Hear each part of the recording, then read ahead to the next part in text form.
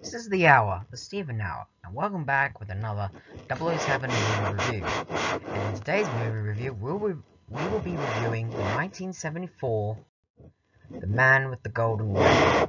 Now, as usual, these movie reviews are my personal opinion, and we will be following the usual format as we've been doing for the past few videos. But as usual, before we get into that, let's get into the background. Now, The Man with the Golden Gun, the novel, was Ian Fleming's last Bond book, though he wasn't really alive to really complete it. You see, he passed away before he could polish it up.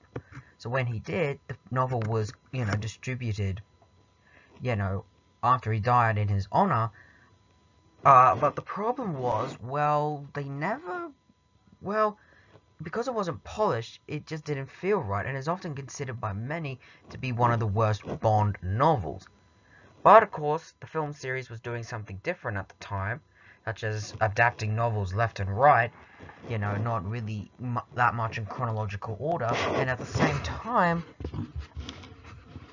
loosely adapting it. So for the next film, they chose Man with the Golden Gun. Guy Hamilton returned to direct, and this film immediately followed up Live and Let Die, that was released, released in 1973, the year before it. So as a result, it was quickly rushed into production.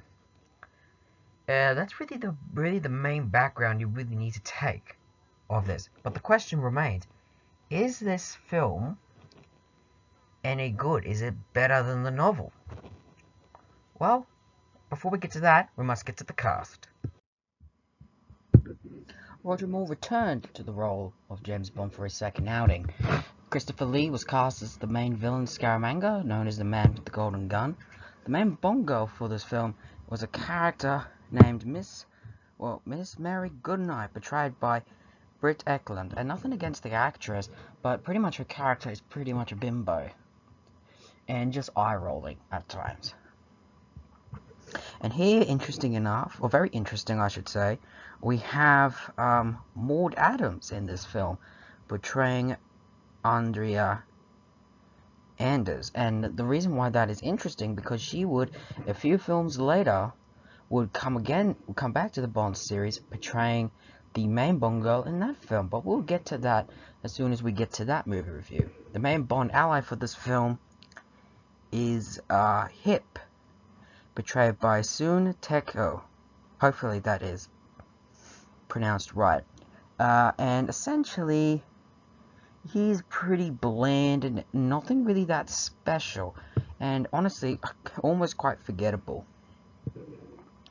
And here for the henchmen of the film, we have Javier Valencenzi. Hopefully that his name's pronounced right, as the henchman Nick Nack.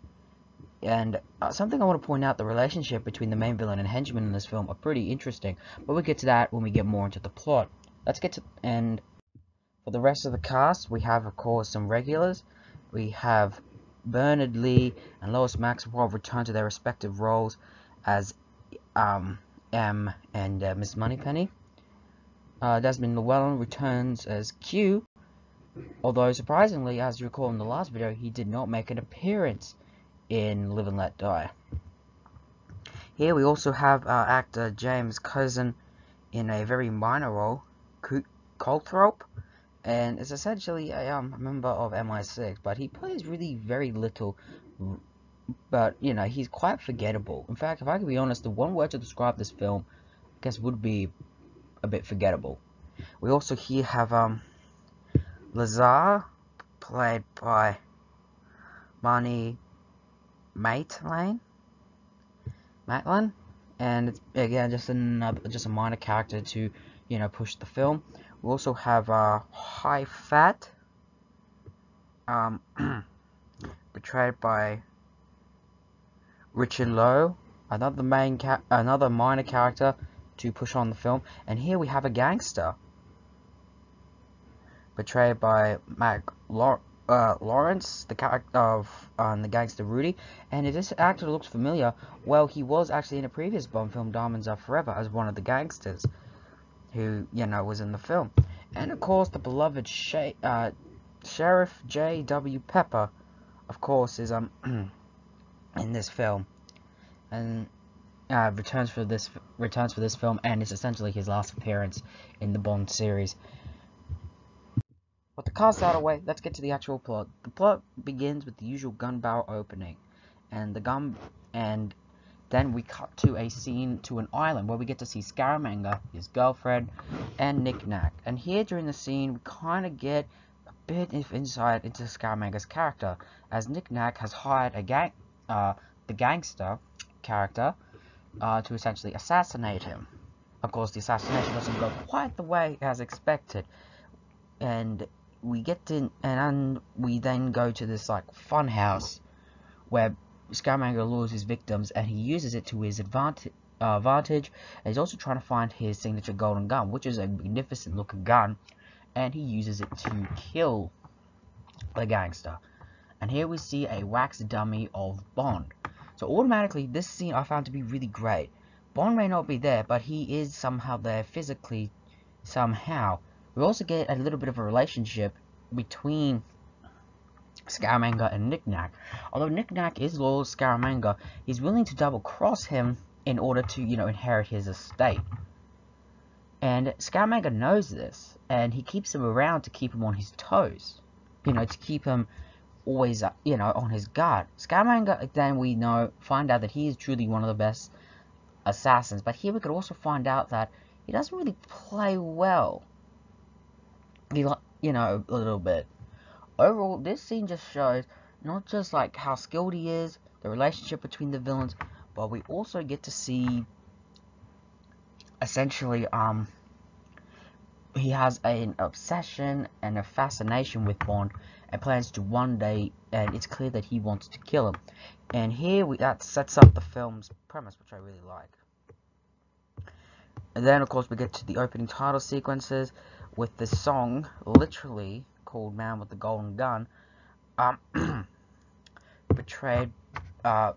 song is sung by Lula, and even I admit it, I really don't mind the song, but it's kind of hated by most people. I don't mind it, I actually quite like it, but I could see why people may not like it. After that, we then cut to a scene where Bond is in M's office, where he reveals where it's revealed to us that Bond and pretty much everyone in the spy community knows a Scaramanga. They know a bit about his past, his 3 nipples, which actually is a part of his character, that he is an expert marksman, and he's earned his nickname, the Man with the Golden Gun, because his preferred use of a golden bullet. Though they have his fingerprints on file, no one's ever met the man, and his price is $1 million a hit. Realizing what relevance this is, we then find out that essentially there is a golden bullet at M's office with 007 written on the bullet, essentially indicating that Scaramanga has been given a contract out on him, and as a result, Bond is taken off his assignment in order to not to be jeopardized because Scaramanga is gunning for him. So realizing this, and technically a little bit with M's blessing, not fully saying it out, Bond realized the one thing he has to do is get Scaramanga before he gets him. But there's one problem: no one's ever met him, and there's very little any leads. We then get a little bit of a conversation between Bond and Moneypenny. Turns out that Scaramanga was a suspect in killing another 002, Fairbanks, and was really liked by many MI6 agents.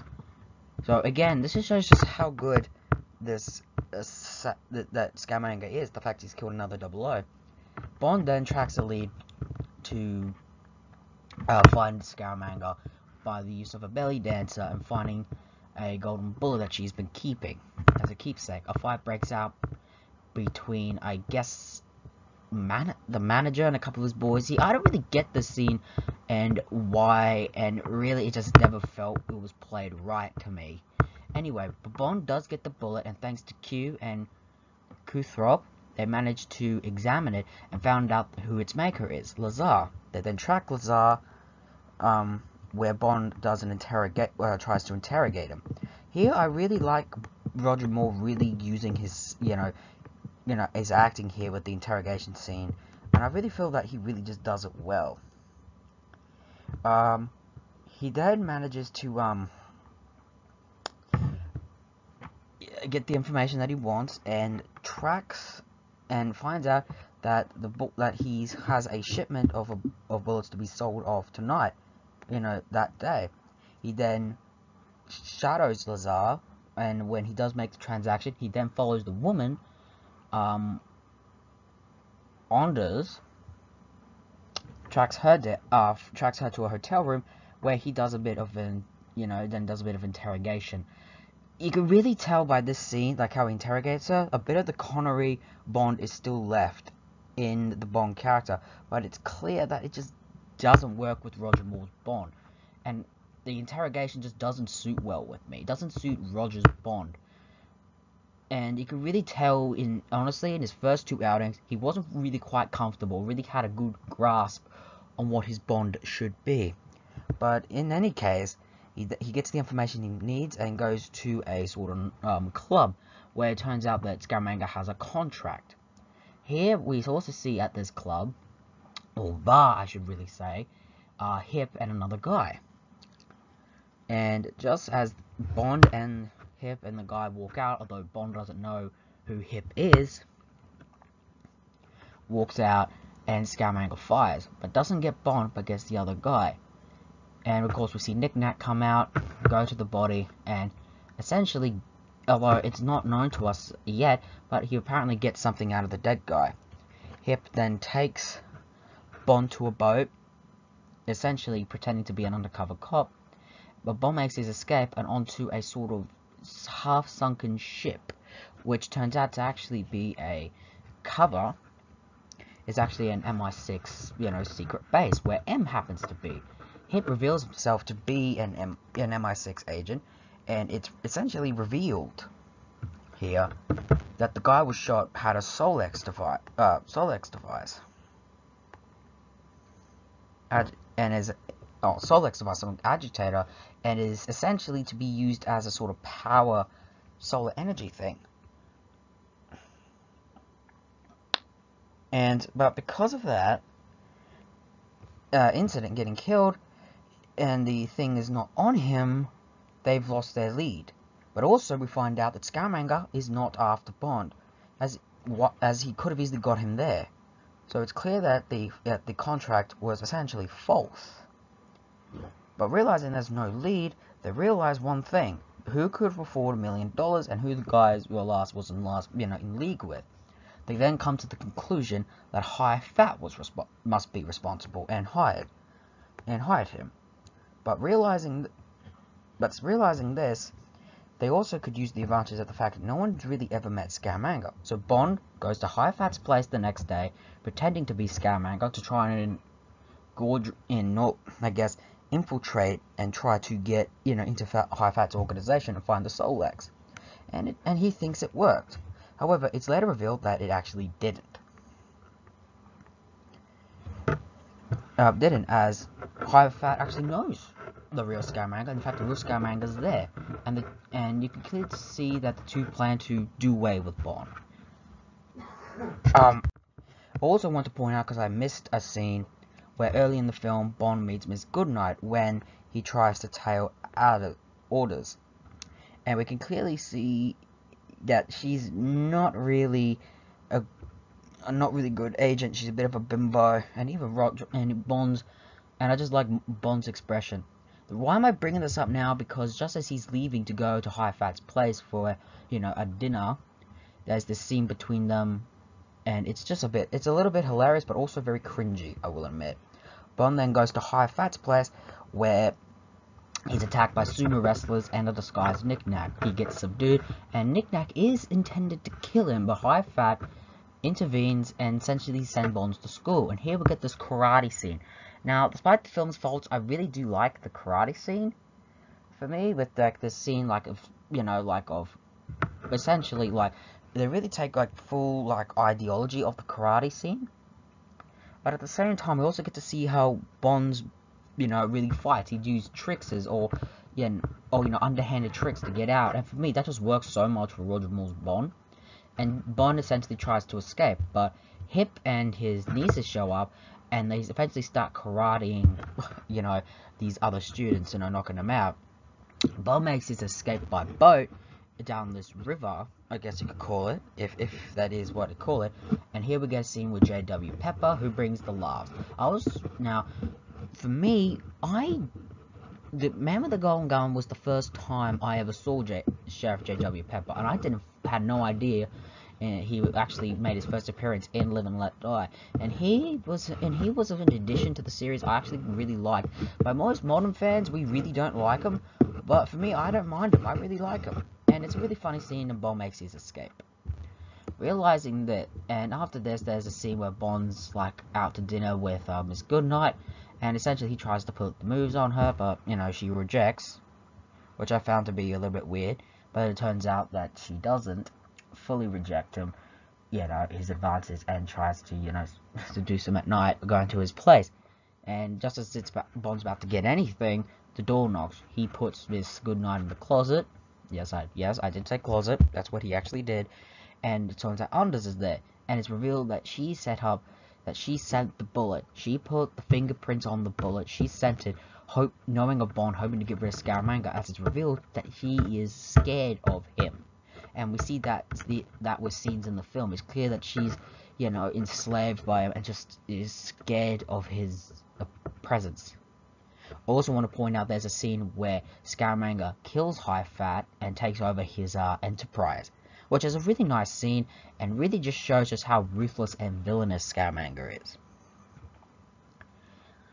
And of course, by the way, let's get back to the scene with Anders.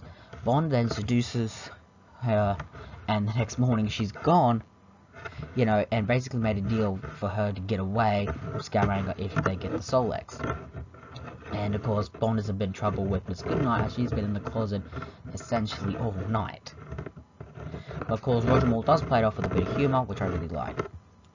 We then go to some essentially boxing, I think, scene, and Bond really properly meets Scaramanga for the first time. We find out Anders is dead, but Bond manages to get the Rolex.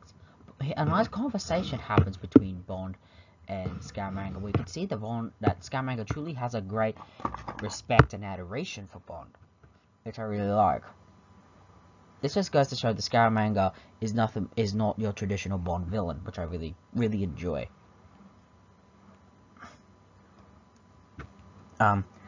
There's a scene, of course, where Bond manages to secretly give the Solex to Hip, whose Hip gives it to Miss Goodnight and intentionally tells her to get out. But just as she does, she sees Scaramanga's car, tries to bug it with the tracker, but gets caught in a very stupid and silly way. Jeez, Miss Goodnight, you really are a bimbo. There's this funny chase where Bond tries to chase after Scaramanga in his car, but they don't have the keys. He then goes to a car dealership and steals the car, where, guess who's in that car? Sheriff J.W. Pepper. And it's a really fun chase, a really funny scene, I will admit, and there's a really great stunt that happens, but it's ruined by the sly whistle that really which is a good stunt, but the whistle kind of just downs it for me. Of course, Scaramanga makes his escape by turning his car into a flyable plane. I don't know how the hell that happens, and makes his escape, revealing that now Scaramanga has the Solex and has Miss Goodnight, and they then track the location to where Scaramanga is. They finally find his place, but it is in enemy territory, and they can't do it without getting into trouble. So they realize have to make it an unofficially go there. So if he gets caught, he'll be disavowed, the usual stuff. Bond then makes his way to Scaramanga's island, and here Scaramanga is really joyful to see him. It's clear, again, we see more so that Scaramanga really is, a man to be, he's clearly an expert marksman. He's a man to be feared, but at the same time, he's very, he deeply respects Bond and views him as a friend, and in many ways views him as an equal. And I do like how Bond and Scaramanga just play off each other. I then find out why he has the Solex. He wants to use it to essentially sell to the highest bidder, and essentially sell it off. It's essentially, and I think it kind of comes a little bit out of left field, but it could also interpret it that he doesn't want to be just another hood with a gun. which could have been just a good film with Bond going up, world's greatest assassin, going up against the world's greatest agent. But he's aspiring to become a bigger, badder villain. I will admit, is a lot of fun to, see. Anyway, the conversation they have, at lunch ends with Bond essentially agreeing to a duel between Scaramanga and Bond, and the climax begins. And of course, we get a sort of follow-up, a repeat of the opening, where, originally it was supposed to be a duel, but when he turns around, Scaramanga's escaped, and it's clear he's made his way to his playhouse. Bond is then lured in there by Nick-Nack, who tricks him in there, but at the same time, it's clear that he is encouraging Bond to kill Scaramanga, hoping to get his estate. And while this is happening, Miss Goodnight knocks out one of the guys in there, and she falls into this vat. And it essentially begins a meltdown. Bond, of course, makes his way in. He's low on bullets now,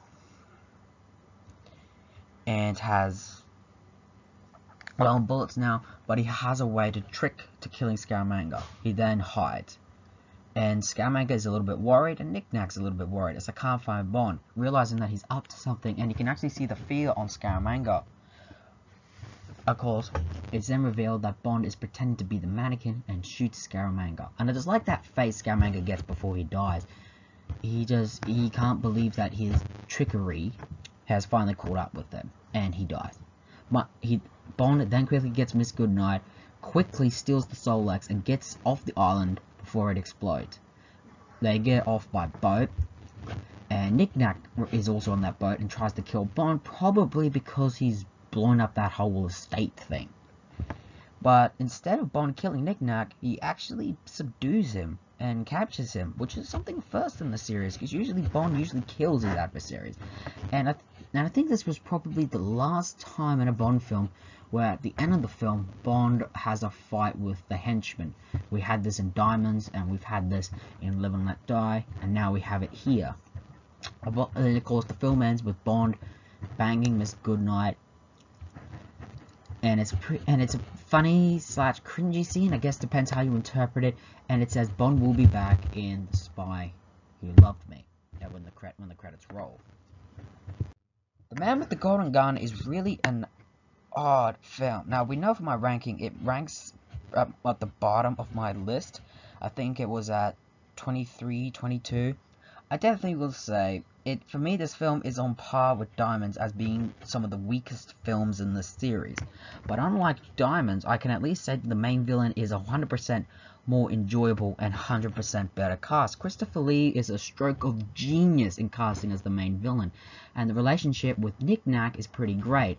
The dialogue that Scaramanga shares with Bond, and that whole relationship, I feel was really well fleshed out. And I just like how the henchman and the main villain are great. Sometimes some of the worst films in the series give us some of the best characters, and Sheriff G.W. Pepper's return is a fun addition. And the film is also, but sadly that's all really I could credit for.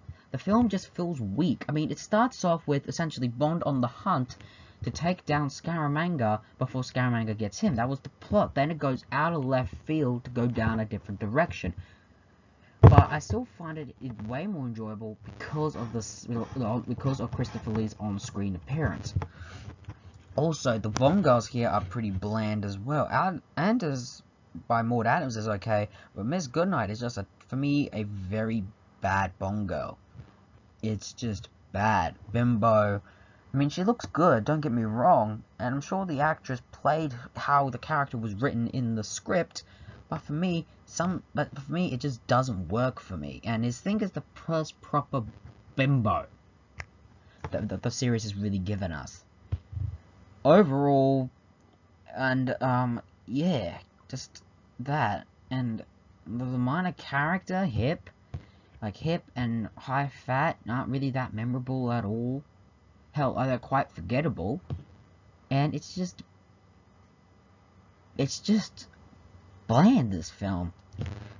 Overall, this film will be the last time Harry Saltzman would produce a Bond film, as he sold his shares due to financial difficulties, and this will be the last time Guy Hamilton directed a Bond film. Honestly, I think this was it's a real shame that this was the film that Guy Hamilton left on, and it's just, whoa, it's just real shame, because the guy, for me, did two really good Bond films and two really bad ones, in my opinion. But at least you could tell he at least had his own at least he made his own stamp to the series. And Harry Saltzman leaving ended the partnership between Cubby Broccoli and Harry Saltzman, as he sold his share to United Artists, which means that a studio had say in controlling the Bond films. And the next Bond film will not be released for another 3 years due to financial difficulty and so forth. This film, though, was okay at the box office. It was one of the lowest grossing films in the series, with with the critical audience for it. The reception was mixed. And yeah, that's my review of Man with the Golden Gun. A not great Bond film, but has a really great main villain and really great Bond henchman. Join us next time as we review the next Bond film in the lineup, The Spy Who Loved Me. And until then, this has been The Hour, the Steven Hour, and so long for now.